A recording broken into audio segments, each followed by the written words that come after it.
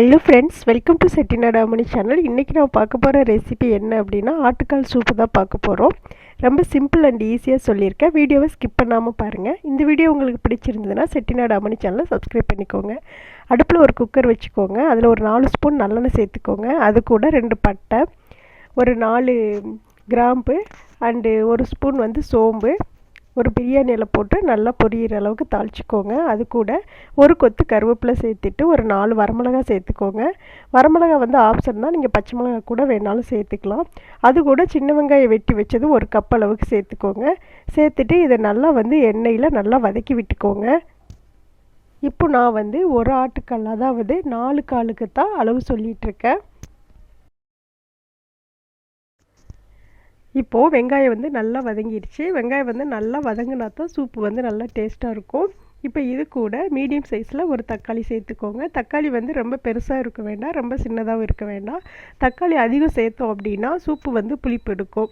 இப்போ இது எல்லாத்தையும் சேர்த்து நல்லா வதக்கி விட்டதுக்கப்புறம் ஆட்டுக்கால் வெட்டி நல்லா க்ளீன் பண்ணி வச்சுருக்கேன். இப்போ இது கூட இதை சேர்த்துக்கலாம்.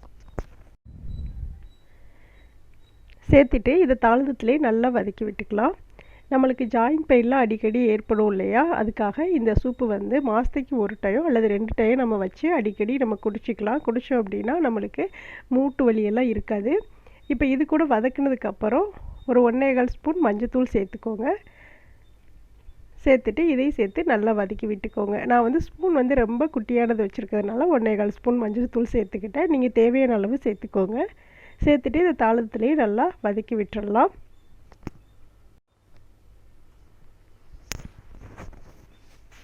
இப்போ நல்லா வதங்கினதுக்கப்புறம் 1 ஸ்பூன் இஞ்சி பூண்டு பேஸ்ட்டு சேர்த்துக்கலாம்.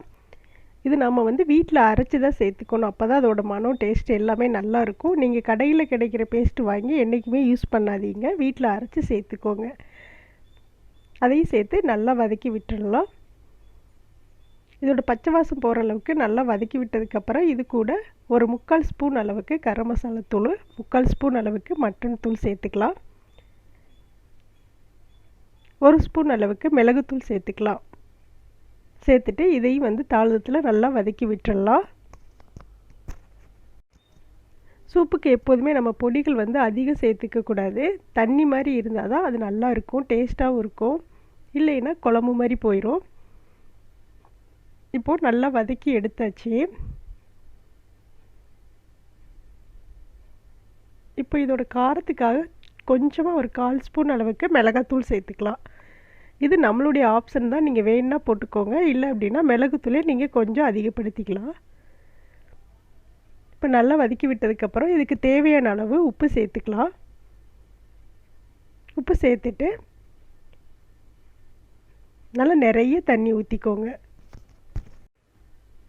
இப்போ நான் இந்த 4 காலுக்கே பார்த்தீங்க அப்படின்னா குக்கரில் நல்லா ஒரு 3/4 அளவுக்கு தண்ணி நல்லா ஊற்றிக்கிட்டேன். ஏன்னா இந்த கால் நல்ல பழைய கால், வேகிறதுக்கு ரொம்ப லேட் ஆகும். ஒரு 10லேருந்து 12 விசில் விட்டதுக்கப்புறம் தான் அந்த கால் நல்லா பஞ்சு போல் வெந்தது. நல்லா எல்லாத்தையும் சேர்த்து நான் ஃபஸ்ட்டு கலந்து விட்டுடலாம். இப்போ உப்பு காரமெல்லாம் கரெக்டாக இருக்கான்னு பார்த்துட்டு இப்போ மறுபடியும் நான் இன்னும் கொஞ்சம் தண்ணி சேர்த்துக்கிறேன்.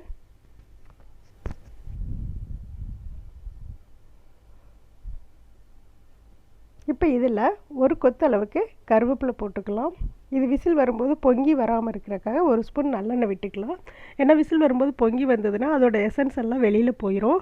இப்போ குக்கர் மூடிட்டு அதில் விசில் போட்டுட்டு ஒரு 12 விசில் விட்டு எடுத்துக்கலாம்.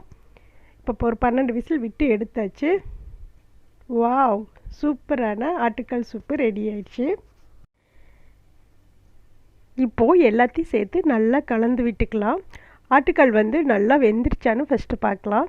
கால் பார்த்தீங்க அப்படின்னா நல்லா பஞ்சு போல் வெந்துருச்சு. நல்லா 12 விசில் பக்கம் விட்டேன், நல்லா வெந்துருச்சு. இப்போ இதில் நாம் கட் பண்ணி வச்சுருந்த கொத்தமல்லி தலையை தூவிக்கலாம். அவ்வளோதான், சூப்பரான ஹெல்த்தியான ஆட்டுக்கால் சூப்பு ரெடி ஆயிடுச்சு. கண்டிப்பாக இந்த வீடியோ உங்களுக்கு பிடிச்சிருக்குன்னு நினைக்கிறேன். பிடிச்சிருந்தது அப்படின்னா செட்டிநாடு அம்மணி சேனலை சப்ஸ்கிரைப் பண்ணி உங்கள் ஃப்ரெண்ட்ஸ் ஃபேமிலி எல்லாருக்கும் இதை ஷேர் பண்ணி விடுங்க.